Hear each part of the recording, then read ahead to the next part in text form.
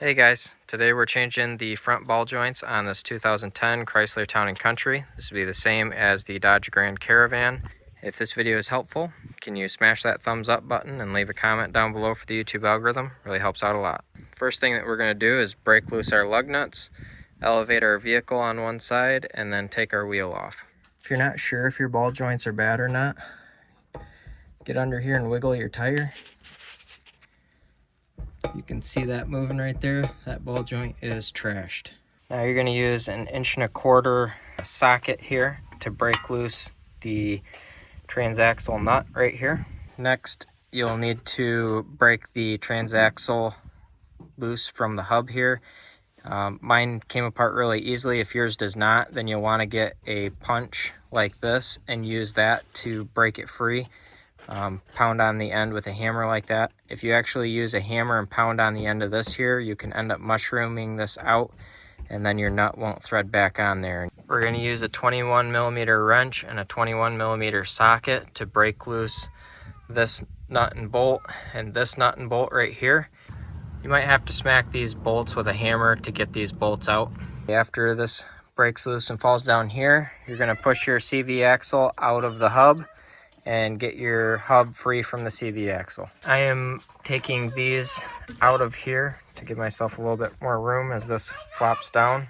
So I actually didn't get the CV axle all the way out here. I didn't need to. If you turn your wheel all the way like this, then that would allow you to get the CV axle out of the hub, I believe. But I took an 18mm wrench here, put it on the ball joint nut right there, and then hit the end with the hammer to break it loose, and then I'm able to get the nut turning free on the ball joint here. If your ball joint just ends up spinning here, like the actual shaft sticking through here ends up spinning, there's a hex head right there that you can fit an Allen wrench or a hex key into to keep it from turning. Now that we have that nut off, we're going to use a pickle fork here. I'll have a pickle fork and ball joints and stuff that you might need for this job linked down in the description below. So what we're going to do with this pickle fork is shove it in right here and then hit the end with the hammer. And then the wedge shape of the pickle fork here is supposed to separate the hub right here, the knuckle, from the ball joint. So my pickle fork wasn't thick enough, so I also have one of these cold chisels here that I started pounding in like so.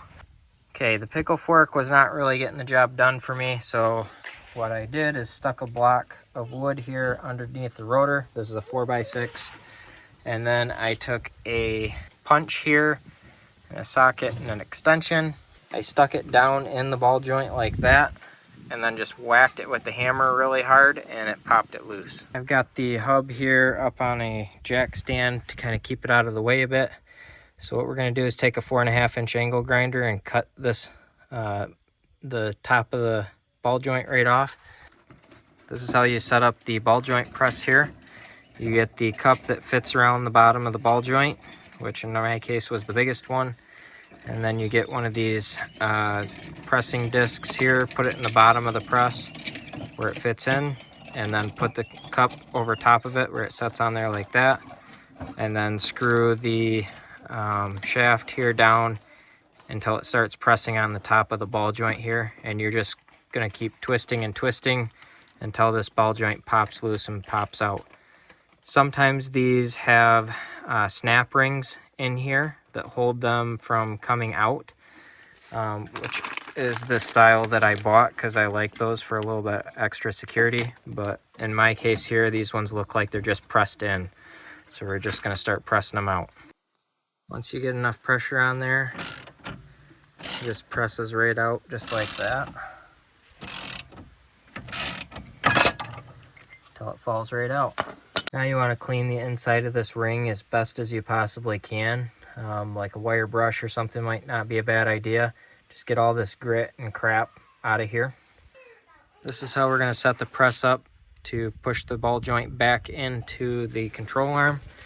So you can see up here we've got the press that has the big hole so that the top of the ball joint can slide up through here as far as it needs to. And then we've got So we've got that press plate right there, and then we've got a cup that fits around the outside here that won't block the ball joint when it slides up through. And then we've got the last plate here to push on the bottom of the ball joint, and we'll just tighten it up until this, basically until you can't tighten it anymore, just as hard as you can, just about.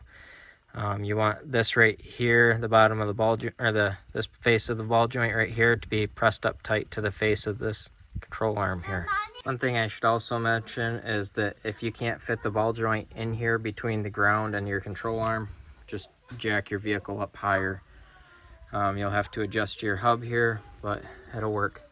So once you've got it all the way up here like this, then we are going to get our snap ring and pliers. So this is our snap ring right here, and we're going to put it in this groove right here. This control arm wasn't built to have one of these snap rings here, but I do like having the snap ring there anyway. It just gives it a little extra bit of security in case this is too big and slides out or something like that. You've got that snap ring right there just as an added security measure.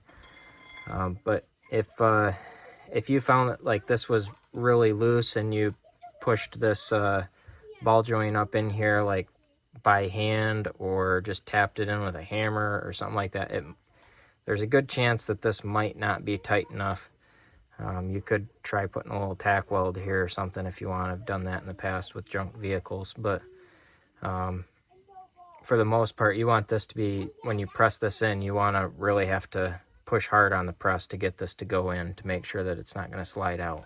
At this point, you're going to just start putting things back together the way you took them apart. So we're going to start by putting this knuckle here back on top of the ball joint, and then put that nut on there.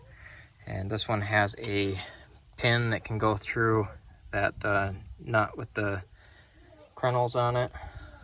Slides right through there to keep this nut from coming loose. The hole placement is pretty poor. Usually you would have that pin go through one of those slots on the nut to keep it from turning, but the hole is up too far, so we're just going to put it in there anyway just in case. At this point, it's just a matter of putting things back together. Put these back in there, hook your wire back up, put your axle nut back on here, and put your wheel back on.